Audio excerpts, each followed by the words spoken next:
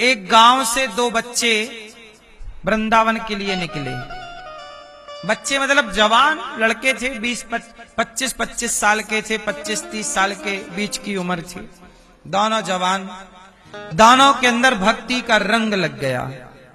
दोनों मित्र थे, दोस्त थे। चलो वृंदावन चलते हैं। उस जमाने की बात थी जब ट्रेन व्रेन नहीं चलती थी, रास्ते कच्चे हुआ करते थे, पर दोनों का जुनून था चलो वृंदावन चलते हैं, भगवान का दर्शन करेंगे, प्रेम से भगवान की भक्ति करेंगे। दोनों चले। चलते चलते चलते चलते कई दिन हो गए। रास्ते में रुक जाते, खा पी लेते, फिर आगे चलते। अब वो वृंदावन के बिल्कुल पास आ गए, मतलब ये समझ लो कि 10 किलोमीटर दूर, बिहारी जी के मंदिर से 10 किलोमीटर दूर। हो गई थी रात, पानी भी थोड़ा गिर गया था, मौसम बदल रहा था, दोनों भीग गए। पर दोनों बोले कि सुनो 10 किलोमीटर बचा है, रात हो गई है, अब चलो तो सवेरे की मंगला आरती मिल जाएगी बिहारी जी। अब ना रुको, सवेरे का दर्शन हो जाएगा, आए अपन लोग हैं। कि तभी वहां एक गांव में लोग बैठे, अलाव जलाए, आग जलाए बैठे, और वहां एक नचनिया मस्त सुंदर नाच रही थी। तो दोनों दोस्तों ने सोचा कि यार थोड़ा यहां बैठ जाते हैं, ठंडी लग रही है, थोड़ा आग सेक लेते हैं, और ये नाच रही है थोड़ा देख लेते हैं। तो एक ने कहा यार हम तो भगवान का दर्शन करने आए हैं, ये नाच रही है, हम इसका दर्शन करने थोड़ी आए हैं। एक ने कहा एक काम करो, रात यहीं रुक जाते हैं, सवेरे तो चल नहीं है। बोला नहीं नहीं, मंगला आरती निकल जाएगी सवेरे की। हाँ चलो, सवेरे की आरती मिल जाएगी अपने को, दर्शन सवेरे 4 बजे का दर्शन हो जाएगा भगवान जी, चलो। बोले नहीं, आज ठंडी है, तबीयत खराब हो जाएगी, कपड़े भी गीले हैं, चलो कपड़े बदल लेते हैं, और आज यहीं मिल गई है आग वाग, बढ़िया सेको, और ये रात भर नाचेगी, जरा इसके संग ठुमका उमका लगाएंगे अपन, चलो। एक बोला नहीं, तू बैठ। एक बोला मैं तो बैठूंगा, मेरी हिम्मत नहीं आगे जाने की, ये बहुत सुंदर नाच रही है। दूसरा बोला मैं चला। अब ध्यान से सुनना, एक बैठा रहा नचनिया के सामने, उसका नाच देखता रहा, और दूसरा चला और आ गया सवेरे सवेरे मंगल आरती में, ठिठुरता हुआ आया बिहारी जी के सामने। और बिहारी जी का दर्शन, जैसे ही बिहारी जी के पास आया, उसके मन में भाव बदल गया। उसको लगा यार क्यों आ गया, मैं भी वहीं बैठता तो बढ़िया उसका नाच गाना देखता, सेकता, बढ़िया कितना मस्त नाच रही थी, कितनी सुंदर थी वो।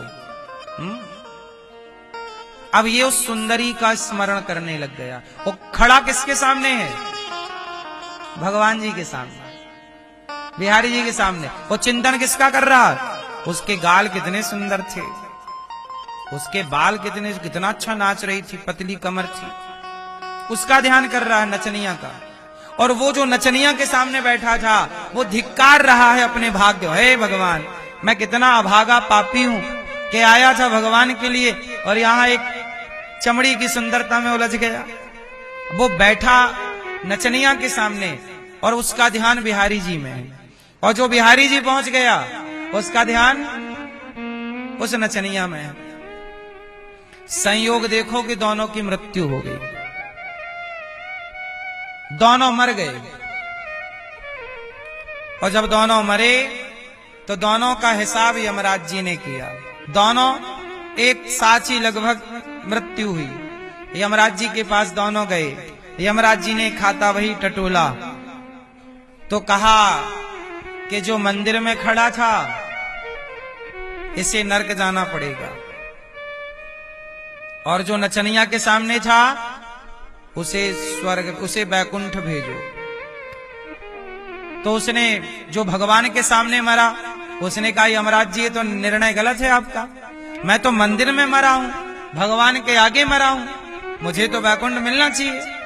बोले नहीं, तुम्हारा शरीर तो मंदिर में था, पर तुम्हारा मन किस में था?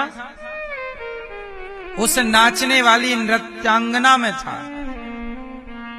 तुम उसकी सुंदरता की बात कर रहे थे, वाह उसके गाल कितने सुंदर, उसका हृदय कितना सुंदर, उसकी कमर कितनी सुंदर, उसका नृत्य कितना सुंदर। आप उस स्त्री का गुणगान गा रहे थे, आपका चित्त उसकी ओर खिंच रहा था, ध्यान उसका था।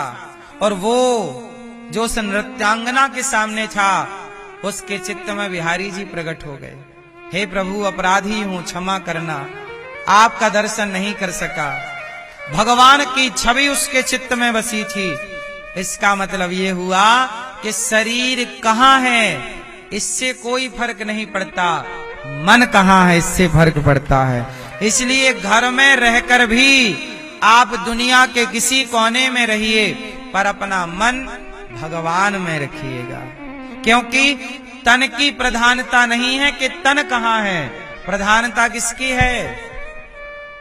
किसकी? मन के हारे हार है, मन के जीते जीत, मन ही मिलावत राम से, मन ही करत फजीत। इसलिए मन की गति है अटपटी, झटपट लखे न कोय, मन की जब खटपट मिटे तो झटपट दर्शन होए। इसलिए कहता हूं, मन को भगवान से जोड़ करके रखिएगा।